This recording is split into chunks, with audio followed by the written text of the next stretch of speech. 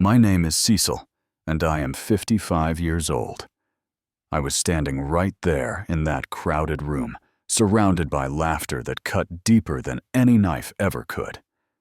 My daughter's fiancé had just demanded $60,000 from me, threatening to cancel the entire wedding if I refused. Everyone there thought I was nothing but a simple banker. They had no idea who they were really dealing with. I smiled calmly, pulled out my phone, and made one single call that would change everything, forever. Have you ever been underestimated by someone who thought they knew your worth? Let me know in the comments where you are watching from today. And if you want to see how this story ends, please hit that subscribe button and give this video a like right now. Trust me, you will not want to miss what happened next. I need to take you back to the beginning so you can understand how I got to that moment. My story starts in Cleveland, Ohio, where I was born into a working-class family. My father spent his days welding steel at a factory, coming home every night with calloused hands and tired eyes. My mother worked as a part-time nurse at the local clinic, always putting others before herself. We never had much money growing up, but my parents taught me the value of hard work and integrity. From a young age, I learned to save every penny. When other kids were buying candy and toys, I was putting my allowance into a jar on my dresser. I knew that if I wanted a better life, I would have to earn it myself. Nobody was going to hand me anything on a silver platter. I managed to get a scholarship to attend college, but it was not enough to cover everything. So I worked 2 jobs throughout my entire 4 years of school. I delivered pizzas at night and tutored younger students on weekends. Sleep became a luxury I could rarely afford. But I pushed through because I knew education was my ticket out of poverty. In 1991, I graduated with a degree in finance. I still remember holding that diploma in my hands, feeling like I had conquered the world. My parents were there in the audience, my mother crying tears of joy, my father nodding with quiet pride. That moment made every sacrifice worth it. My first job was as a teller at First National Bank. I started at the very bottom, counting cash and processing deposits for customers who barely acknowledged my existence. Some days were tedious and exhausting, but I never complained. I saw every task as an opportunity to learn something new. Over the next 34 years, I climbed the corporate ladder one rung at a time. I moved from teller to loan officer, then to branch manager, then to regional director. Each promotion came with more responsibility, more pressure, and more reward. But I never let success change who I was at my core. Today, I hold the position of Senior Vice President at First National Bank. I oversee the entire commercial credit division, managing billions of dollars in assets. My decisions affect thousands of businesses and families across the Midwest. It is a tremendous responsibility that I never take lightly. But here is the thing about me. Despite my title and my influence, I have always chosen to live simply. I still drive a 10-year-old Honda Accord that I bought used. My suits come from regular department stores, not fancy boutiques. I do not wear expensive watches or flashy jewelry. When people meet me, they see an ordinary middle-aged man, not a banking executive. Some of my colleagues find this strange. They ask me why I do not flaunt my success, why I do not live in a mansion or drive a luxury car. My answer is always the same. Money does not define who I am. Character does. Respect is earned through how you treat people, not through what you own. My wife, Margaret, has always shared this philosophy. I met her in 1992 at the public library downtown.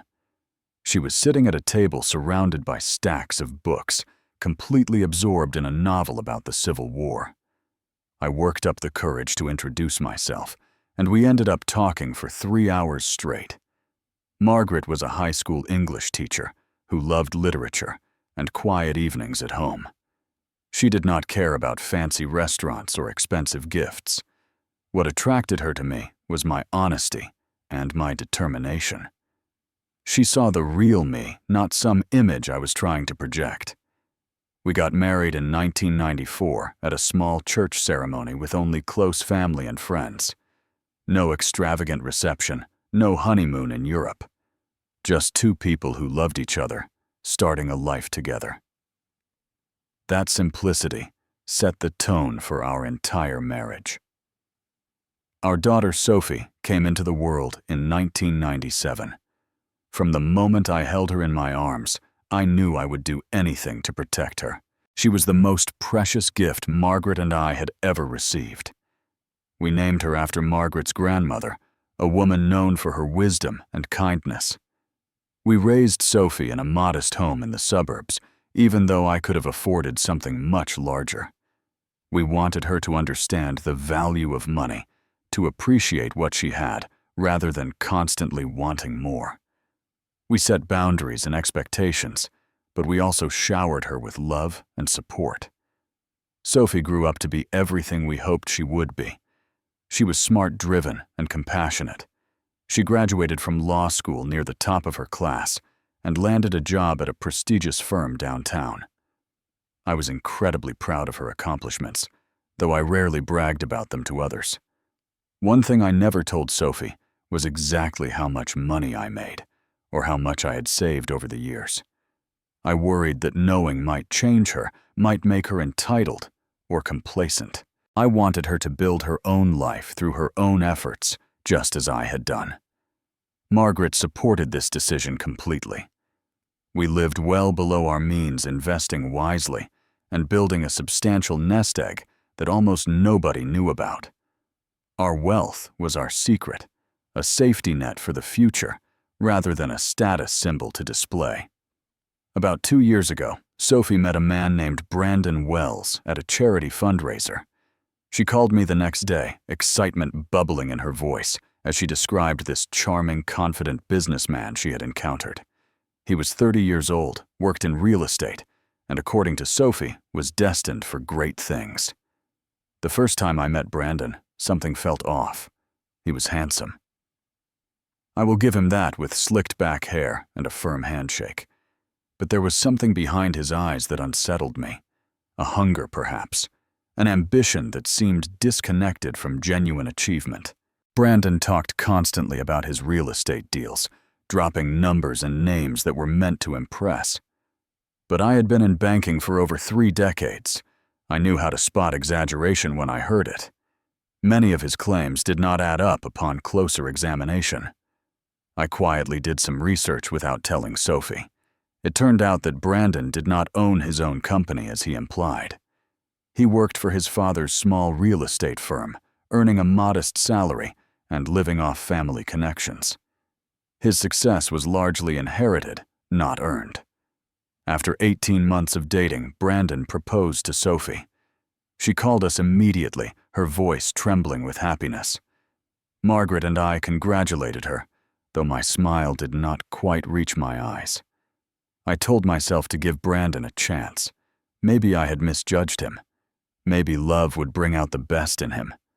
But deep down, I had a feeling that trouble was coming. I just did not know how bad it would get. The engagement party was scheduled for a Saturday evening in September. Brandon and his family had insisted on holding it at an upscale restaurant downtown, the kind of place where a single entree costs more than most people spend on groceries for a week. When the topic of payment came up, I suggested splitting the costs evenly between our two families. It seemed fair and reasonable to me. Harold Wells, Brandon's father, readily agreed. We estimated each family would contribute around $15,000.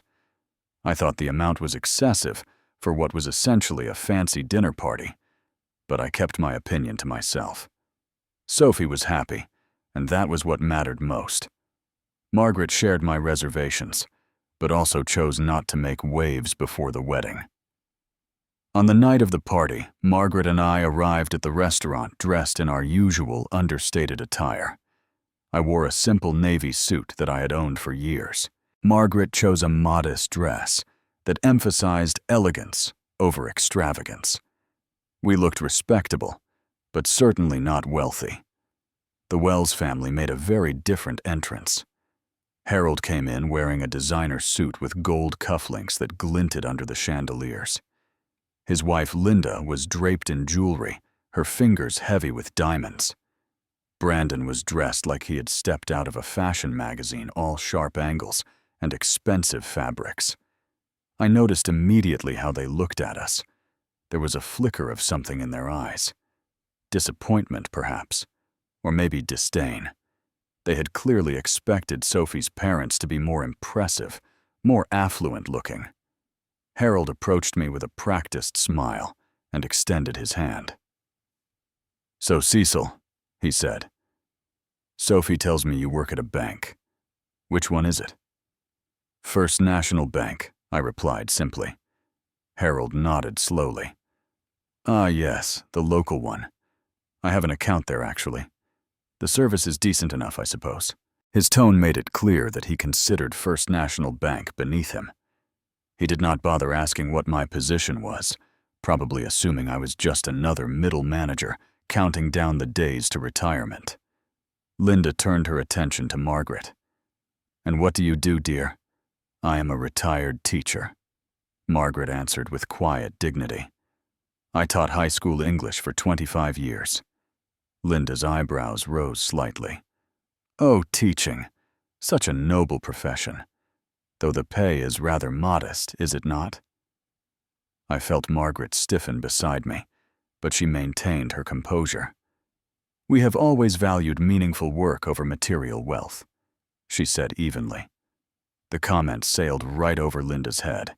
She simply smiled and drifted away to mingle with other guests, her jewelry clinking softly with every step. Margaret leaned close to me. "I do not like these people," she whispered. "Neither do I," I admitted. "But let us get through tonight for Sophie's sake." The party proceeded smoothly enough at first. Guests mingled and laughed, champagne flowed freely, and elaborate appetizers circulated on silver trays. Sophie looked beautiful in a cream-colored dress, her face glowing with happiness. Despite my misgivings about Brandon, I could not help but feel joy seeing my daughter so content. But as the evening wore on, Brandon began drinking heavily. Each glass of champagne seemed to loosen his inhibitions further. His voice grew louder, his gestures more exaggerated. I watched him with growing concern. About halfway through the party, Brandon commandeered the microphone on the small stage at the front of the room. Everyone turned to look at him, expecting a heartfelt toast to his fiancée. Instead, Brandon launched into a monologue about his plans for the wedding. He described an extravagant ceremony at a 5-star resort, a reception with hundreds of guests, and a honeymoon spanning multiple countries. The total cost, he announced proudly, would be around $200,000. Gasps rippled through the crowd. Sophie looked stunned. We had never discussed anything close to that number. Brandon was making promises without consulting anyone. Then Brandon turned and looked directly at me. "And I am confident that my future father-in-law will help make this dream wedding a reality," he declared with a smirk. All eyes shifted to me. I felt the weight of their expectations, their curiosity, their judgment. Harold started clapping enthusiastically, and soon others joined in. The applause felt less like celebration and more like pressure. I said nothing. I simply smiled and raised my glass in a non-committal gesture. But inside, alarm bells were ringing. This was not about love or marriage. This was about money. Brandon saw me as a source of funding for his ambitions. Sophie hurried over to me after Brandon left the stage. "Dad, I am so sorry," she said breathlessly. I had no idea he was going to say all that. We never discussed those numbers. I patted her hand gently. "It is all right, sweetheart. We will figure it out." But I knew this was far from all right. Brandon had shown his true colors, and the picture was not pretty. The engagement party ended with an undercurrent of tension that everyone could feel, but nobody acknowledged. As Margaret and I drove home that night, we sat in silence for a long time. Finally, she spoke. "Cecil," she said quietly. "I think we have a problem." I nodded slowly. "Yes," I agreed. "I think we do." 1 week after the engagement party, Brandon called to arrange a meeting between our two families. He said there were important matters to discuss regarding the wedding. His tone was businesslike, almost demanding. I agreed to attend, though every instinct told me to be on guard. The meeting took place at the Wells family home, a sprawling house in an upscale neighborhood that Harold had purchased at the height of his business success. The exterior was impressive, all brick and columns designed to project wealth and status. Margaret and I arrived precisely on time, dressed simply as always. Brandon met us at the door with a tight smile that did not reach his eyes. He led us into a formal living room, where Harold and Linda were already seated on a leather sofa. Sophie was there too, looking nervous and uncomfortable. She kept glancing between Brandon and me, as if anticipating trouble. I gave her a reassuring nod, but my guard was fully up. "Please sit down," Harold said, gesturing to 2 chairs facing the sofa. "We have a lot to discuss." Brandon remained standing. He walked to a large television mounted on the wall and connected his laptop. A moment later, a PowerPoint presentation appeared on the screen. The title slide read, "Wedding Budget Overview" in bold letters. I exchanged a glance with Margaret. This felt more like a business pitch than a family discussion. Brandon clicked to the next slide. A detailed breakdown of costs filled the screen. Venue rental $100,000, catering $40,000, photography and videography $20,000, flowers and decorations $15,000. The list went on and on, totaling exactly $250,000. I kept my face neutral, but inside I was calculating rapidly.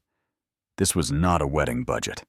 This was a demand for $250,000.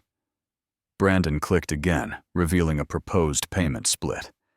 He suggested that I cover $150,000, while the Wells family would contribute $100,000.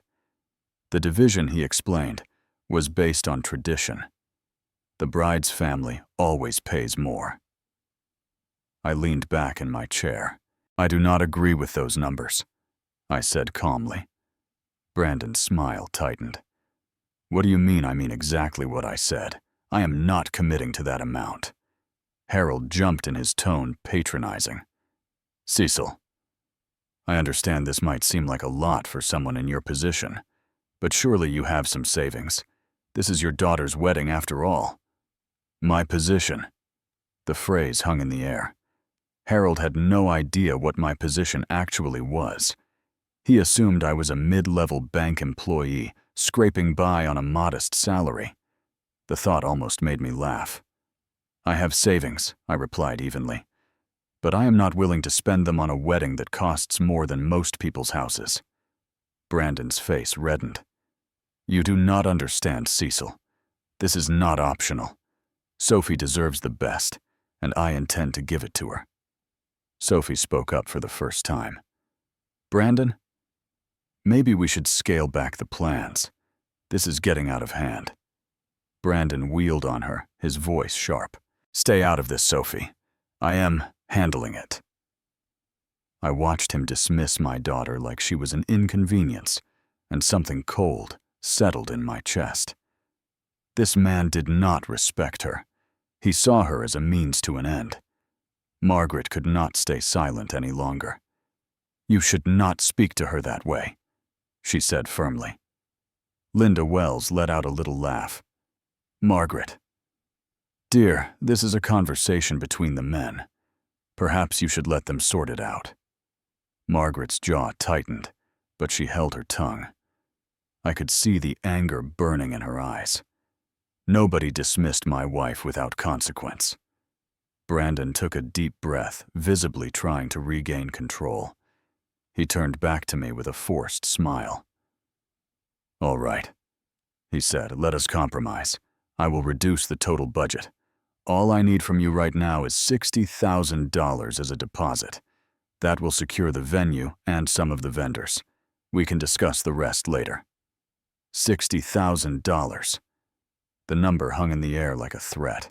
I took my time responding. What if I say no? Brandon's mask slipped. His charming facade crumbled, revealing the entitled, desperate man beneath. "If you say no," he said slowly, "then there is no wedding. Sophie will lose me, and it will be your fault. You will have ruined your daughter's happiness because you were too cheap to invest in her future." Harold nodded approvingly. Linda smiled as if Brandon had said something clever. But I noticed Sophie. She was staring at Brandon with an expression I had never seen before. It was not love. It was not admiration. It was doubt. Brandon was not finished. He stepped closer to me, invading my personal space. "Pay $60,000 or the wedding is off. That is not a threat. That is just reality. You are just a simple banker, Cecil. Do not pretend you have the power to refuse." The room went silent. Then Harold started laughing. Linda joined in a high-pitched titter that grated on my nerves. Even some of their relatives who had gathered nearby chuckled at my apparent humiliation. They thought they had won. They thought I would crumble under the pressure, sign a check, and bow to their demands. They had no idea who they were really dealing with. I stood up slowly. "All right," I said, my voice perfectly calm. "Let me make a phone call." Brandon grinned triumphantly. "Good choice, old man. Money talks, as they say." I walked out to the porch, pulling my phone from my pocket. Behind me, I could hear Brandon boasting to his parents about how he had put me in my place. He was about to learn a very expensive lesson. I stood on the Wells family porch under the dim glow of their ornate light fixtures. The autumn air was cool against my skin, but I barely noticed. My mind was focused, sharp, calculating. I had been underestimated my entire life, and I had learned to use that to my advantage. I scrolled through my contacts and found the name I was looking for. Janet Reynolds. She had been my executive assistant for 15 years, one of the most competent and loyal people I had ever worked with. She knew the bank's operations inside and out.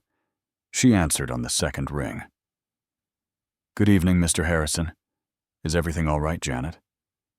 I said quietly, "I need you to pull up some account information for me right now."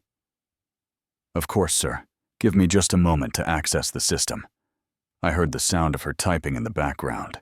Janet worked from home, but always kept her laptop nearby ready to assist at a moment's notice. That dedication was one of the reasons I trusted her completely. "I am in," she said.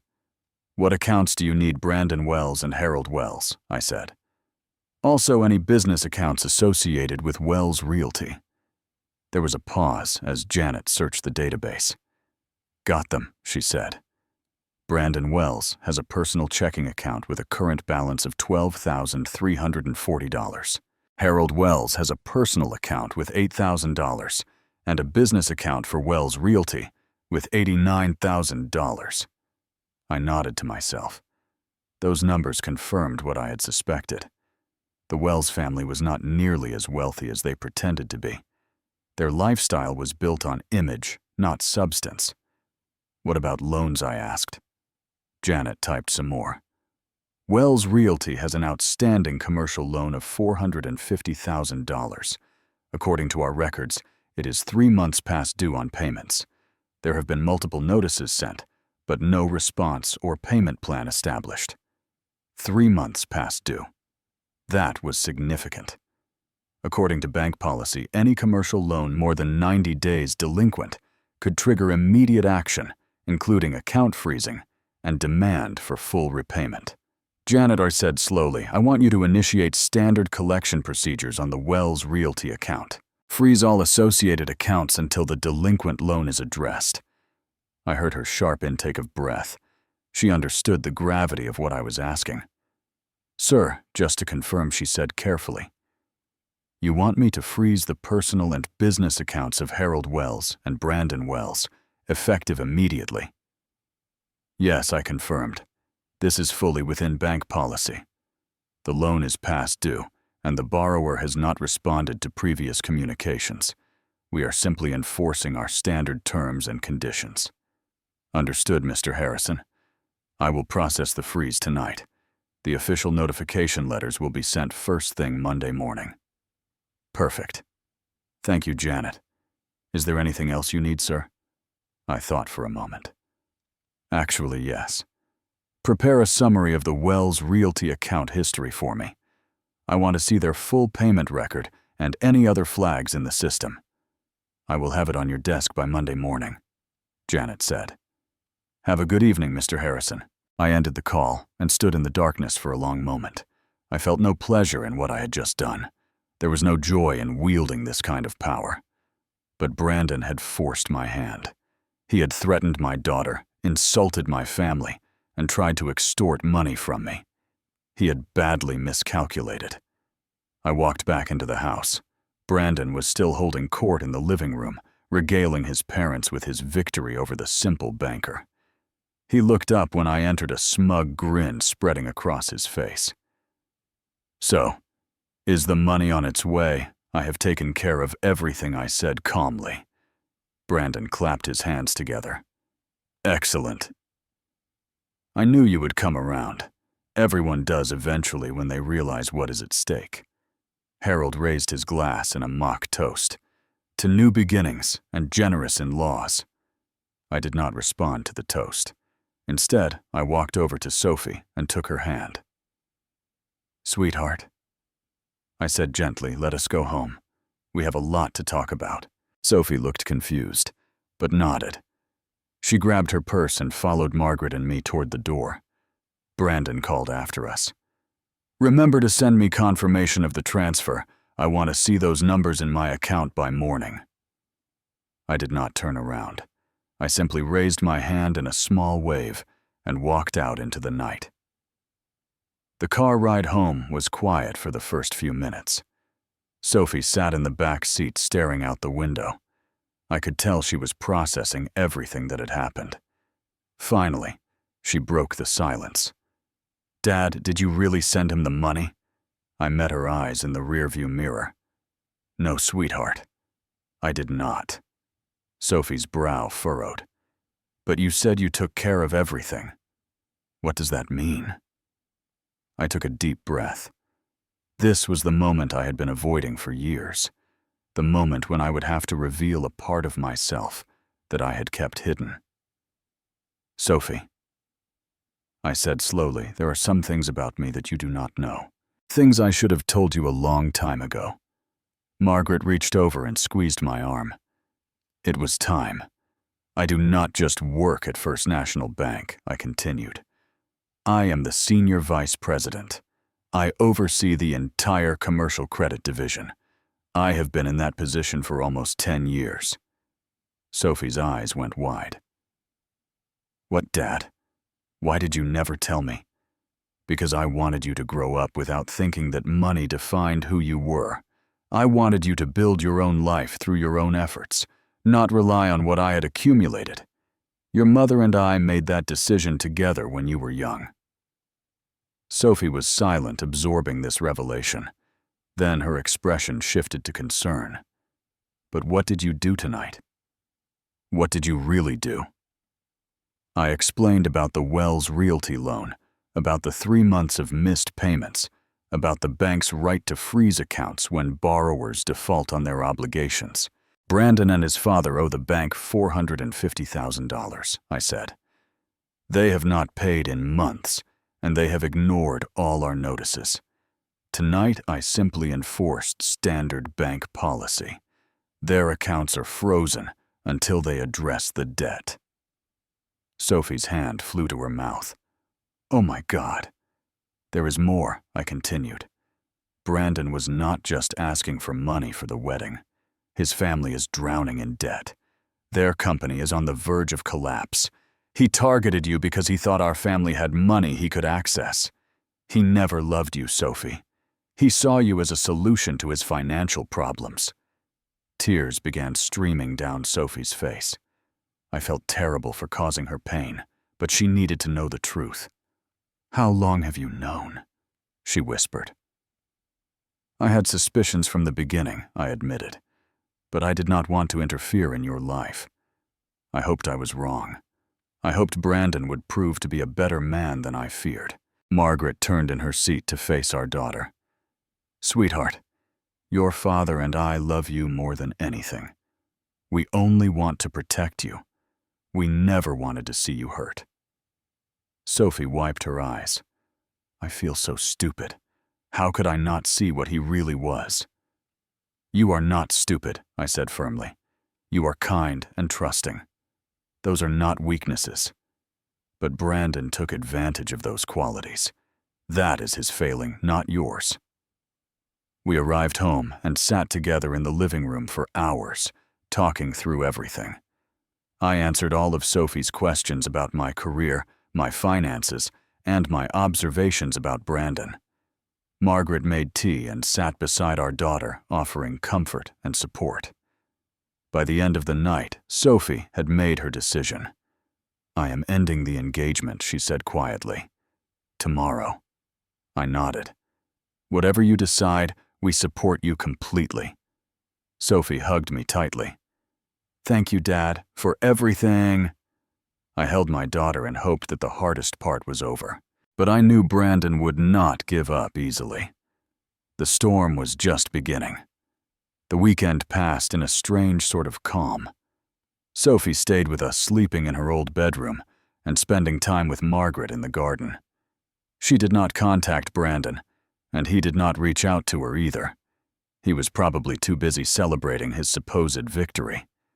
Monday morning arrived gray and cool. I went to the office early, as I always did, settling into my routine of reviewing reports and attending meetings. Around 9 o'clock, Janet appeared at my door with a folder in her hands. "The account freeze has been processed," she informed me. "Notification letters were sent this morning via certified mail and email. The Wells family should be receiving them any moment now." "Thank you, Janet." She hesitated. "Mr. Harrison, may I ask what prompted this?" "The Wells account has been problematic for months. We could have acted sooner." I set down my pen. "Let us just say they gave me a very personal reason to enforce our policies." Janet nodded knowingly and left my office. She had worked with me long enough to understand when not to ask further questions. Around 10:30, my phone rang. The caller ID showed an unfamiliar number. I answered. Cecil Harrison." The voice was panicked, almost hysterical. It took me a moment to recognize it as Brandon. "Yes, this is Cecil. What did you do?" "What the hell did you do? I cannot access my accounts."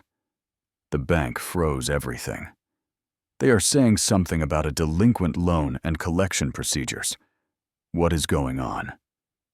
I leaned back in my chair. "Brandon, I am afraid I do not control those matters personally. Bank policy is very clear about overdue loans. If payments are not made on time, there are consequences." "But this is insane," he sputtered. "I need that money. We have deals closing this week. You have to fix this." "I have to do nothing," I replied calmly. "You and your father borrowed $450,000 and failed to make payments for 3 months. The bank is simply protecting its interests." There was a long pause. Then Brandon's voice dropped to a low hiss. "You did this on purpose. This is revenge." "This is business," I corrected him. "Something you clearly do not understand very well." The line went dead. Brandon had hung up on me. About an hour later, my assistant informed me that 2 people were in the lobby demanding to see me. Harold and Brandon Wells. They had not made an appointment, but they were refusing to leave. I considered having security escort them out, but then I decided that a face-to-face confrontation might bring this matter to a quicker resolution. "Send them up," I said. 5 minutes later, Brandon burst through my office door, his face red with fury. Harold followed close behind, looking equally distressed, but trying to maintain some composure. "You," Brandon jabbed a finger at me. "You did this. You froze our accounts because I asked you for money." I remained seated behind my desk, perfectly calm. "Please sit down. Let us discuss this like adults." "I do not want to sit down," Brandon shouted. "I want you to unfreeze our accounts right now." Harold grabbed his son's arm. "Brandon, calm down. Let me handle this." He turned to me with what he probably thought was a reasonable expression. "Mr. Harrison, there must be some misunderstanding. Our company has had a few cash flow issues, but we are working on resolving them. Surely we can come to some arrangement." I studied him for a moment. "Mr. Wells, your company owes this bank $450,000. You have missed 3 consecutive payments and ignored multiple collection notices. According to our policies, we are fully within our rights to freeze your accounts and demand immediate repayment." Harold's face paled. "We just need more time. If you could extend the loan, defer the payments for a few months, we can get back on track." I shook my head. "That would require approval from the credit committee, and given your payment history, I doubt they would look favorably on such a request." Brandon could not contain himself any longer. "This is personal," he spat. "You are doing this because I asked you for $60,000, because I told you the truth about what a pathetic, ordinary man you are." I stood up slowly, placing my hands flat on my desk. "Brandon," I said quietly, "you made some serious miscalculations this weekend. First, you assumed that because I dress simply and drive an old car, I must not have any real power or influence. Second, you threatened to cancel your wedding to my daughter unless I paid you money. Third, you insulted me and my wife in front of your entire family." I paused, letting my words sink in. "I am not a simple banker," I continued. "I am the senior vice president of this institution. I oversee commercial lending for the entire region. Your family's loan sits on my desk, and your company's future is in my hands." Brandon's mouth opened and closed, but no words came out. He looked like a fish gasping for air. Harold stepped forward, his tone shifting to desperate. "Mr. Harrison, please. I did not know who you were. If I had known, I never would have allowed Brandon to speak to you that way. And that is precisely the problem," I replied. "You treated me with contempt because you thought I was beneath you.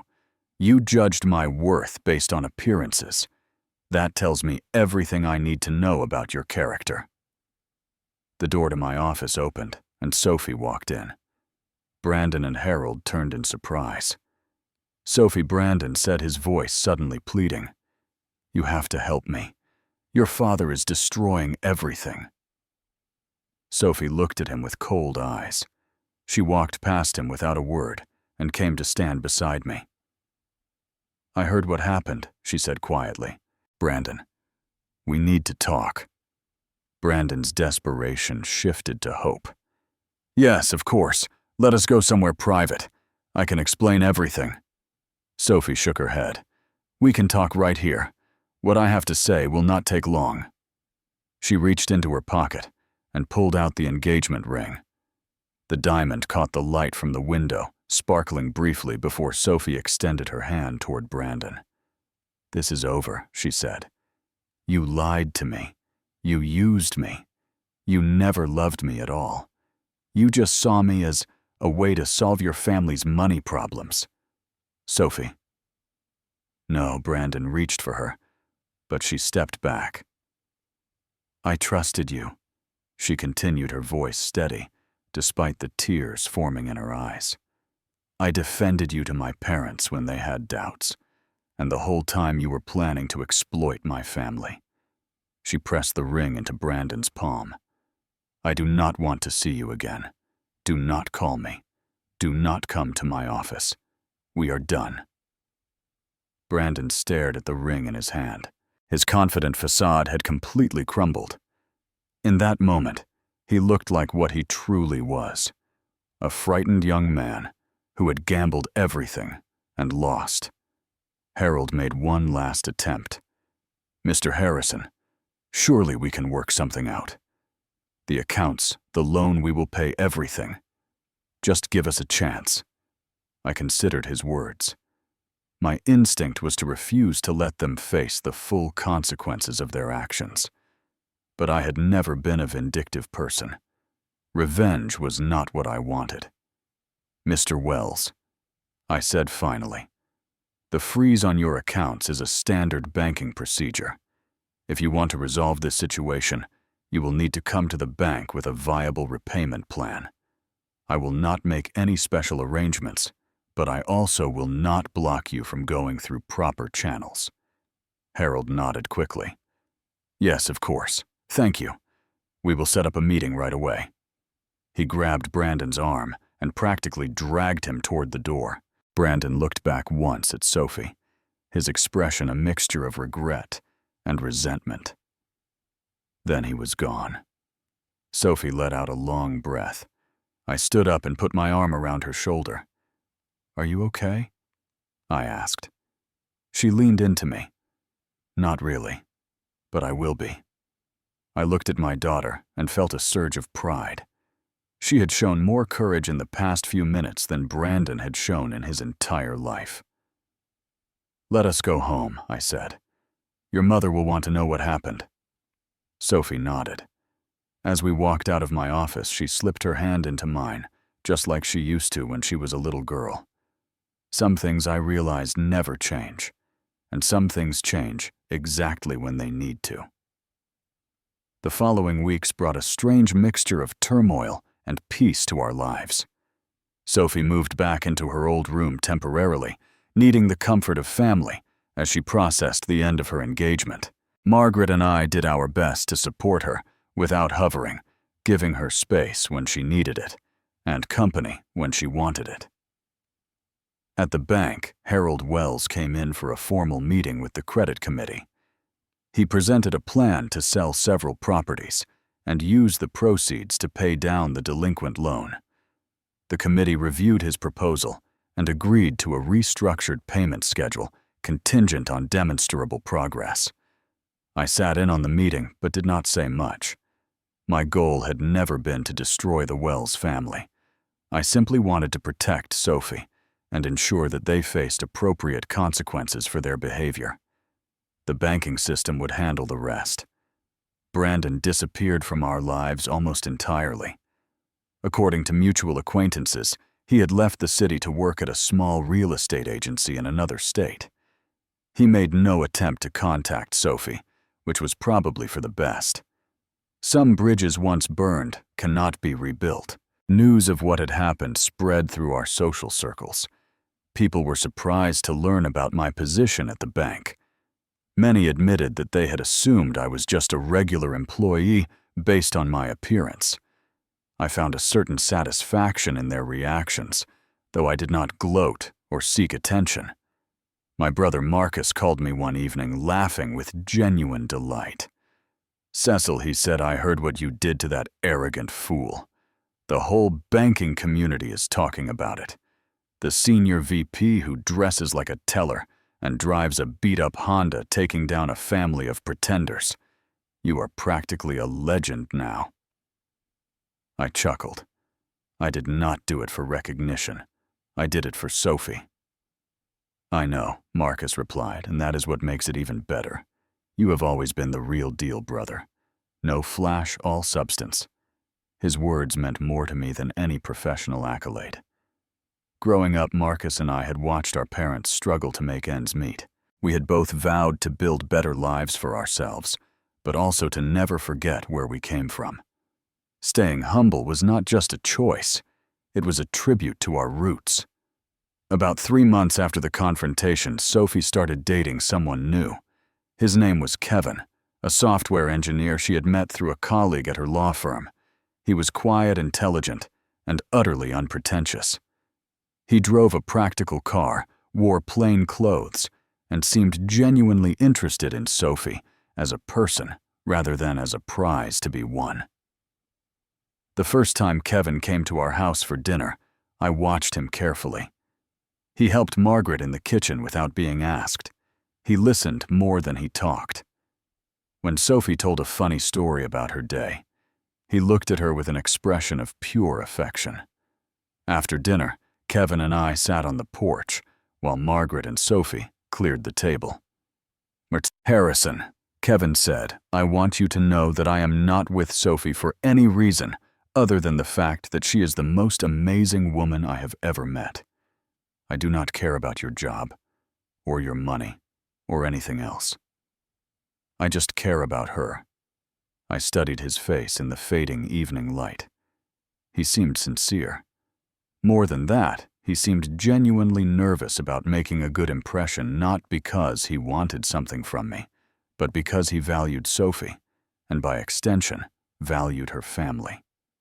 "Kevin," I said slowly, "my daughter has been through a difficult experience.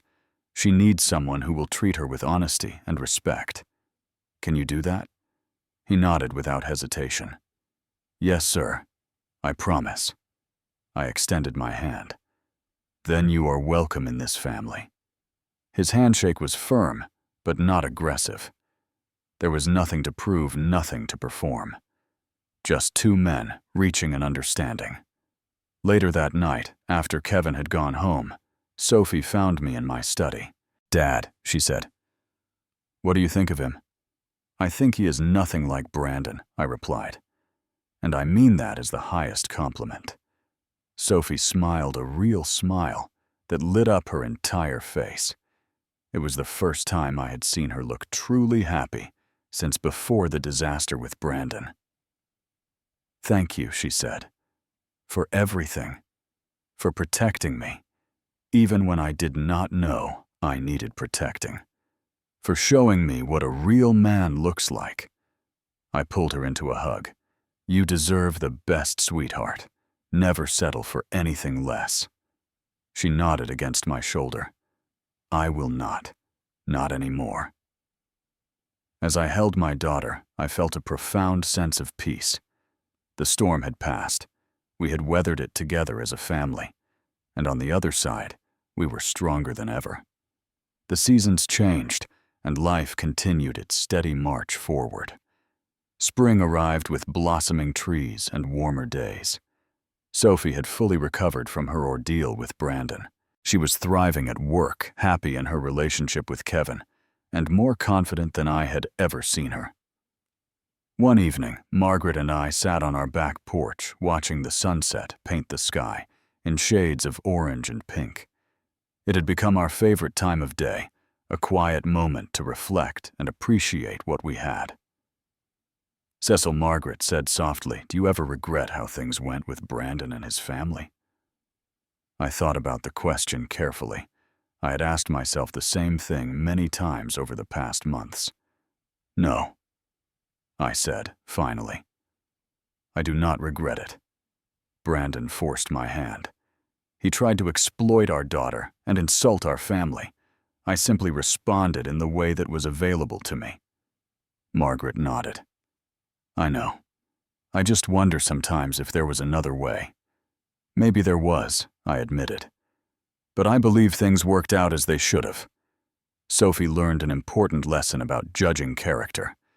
We learned that we can protect our family when necessary, and the Wells family learned that there are consequences for treating people poorly. Margaret leaned her head against my shoulder. "You have always been a good man, Cecil. Strong, but not cruel. Powerful, but not arrogant. I am proud of who you are." Her words filled me with warmth. After more than 30 years of marriage, Margaret still had the ability to make me feel like the luckiest man in the world. "I have been thinking," I said, "about what matters most in life." Margaret looked up at me. "What do you mean?" I gestured at our modest backyard, the small garden Margaret had cultivated, the simple wooden chairs we were sitting on. For years I chased success. I worked long hours, climbed the corporate ladder, accumulated wealth. I told myself it was all for the family. But somewhere along the way, I realized that none of it would mean anything without the people I love. Margaret smiled. "You figured that out a long time ago," she said. "That is why we live in this house instead of a mansion. That is why you drive that old car instead of a sports car. You have always known what matters." I suppose I have. I agreed. But the situation with Brandon reminded me just how important it is to protect what we have. Money can be earned and lost. Status can rise and fall. But family, real family, is irreplaceable. We sat in comfortable silence as the sky darkened and the first stars appeared. Somewhere in the distance, a bird sang its evening song. I thought about my father, the welder, who came home every night with tired eyes, but always had time to help me with my homework. I thought about my mother, the nurse who worked extra shifts so I could have books for school. They had given me everything they could not in material wealth, but in values and love. I had tried to pass those same gifts to Sophie. Looking at the woman she had become, I knew I had succeeded. A few weeks later, Sophie called with exciting news. Kevin had proposed, and she had said yes. But this time, she assured me the engagement was based on love, not on financial calculations. The wedding was planned for the following fall. Sophie insisted on keeping it small and meaningful, a ceremony at a local church, followed by a reception in our backyard. No extravagant venues, no $200,000 budgets, no demands for family money. Kevin's family turned out to be wonderful people. His parents were both retired teachers, just like Margaret. They valued education, kindness, and integrity. When they met us, there was no sizing up, no assessment of wealth or status, just genuine warmth and shared excitement about the marriage. On the day of the wedding, I walked Sophie down the aisle of the small church we had attended for years. She looked beautiful in a simple white dress, radiant with happiness. Kevin waited at the altar, tears in his eyes, as he watched his bride approach. As I placed Sophie's hand in Kevin's, I leaned close to my daughter. "I love you," I whispered. "Be happy." "I love you too, Dad," she whispered back. "Thank you for everything." I took my seat beside Margaret and watched as my daughter married a man who truly deserved her. The ceremony was simple and heartfelt, exactly as Sophie wanted. Afterward, at the backyard reception, I stood at the edge of the gathering and observed the scene before me. Friends and family laughed and danced. Sophie and Kevin held hands, oblivious to everyone else. Margaret chatted with Kevin's mother, the two women already becoming fast friends. I felt a tap on my shoulder and turned to find Marcus standing beside me with 2 glasses of champagne. "A toast," he said, handing me one of the glasses. "To what?" I asked. "To you, Cecil. To the simple banker who turned out to be not so simple after all." We clinked glasses and drank. "You know," Marcus said thoughtfully, "most people will never know the real story of what happened with Brandon and his family. They will just see you as the quiet guy who lives modestly and minds his own business." I nodded. "And that is exactly how I want it." Marcus laughed. "That is what I love about you, brother. You have more power than almost anyone I know, but you never feel the need to prove it." I looked out at my daughter dancing with her new husband, my wife laughing with new friends, my family gathered together in celebration. Power is not about proving anything, I said. It is about knowing your worth and protecting what matters. Everything else is just noise. Marcus raised his glass again. "To knowing your worth." "To knowing your worth," I echoed. As the evening wore on and the stars appeared above our backyard, I felt a profound sense of contentment. The challenges of the past year had tested our family, but we had emerged stronger and more united than ever. I thought about Brandon and the Wells family. I did not know what had become of them, and truthfully, I did not care. I wished them no ill will. I hoped they had learned from their mistakes and found a better path forward. But their story was no longer connected to mine. My story was here in this backyard, surrounded by the people I loved. It was in the modest home I had chosen to live in the old car. I still drove the quiet life I had built with Margaret. It was in the values I had passed to Sophie and the legacy I would leave behind. People will always judge you by what they see on the surface. Let them, because when the time comes, your actions will speak louder than any title or suit ever could. I never needed anyone to know my position. I only needed to know my worth, and that my friends is a lesson no amount of money can buy. If this story spoke to you, I would love to hear your thoughts. Have you ever been underestimated by someone who did not know your true worth? Share your experience in the comments below. If you enjoyed this story, please give it a like and share it with someone who might need to hear this message today. And if you have not already, hit that subscribe button so you do not miss future stories. Thank you for watching. May you always know your worth, and may you always have the courage to protect what matters most. Take care of yourselves and your families. Until next time.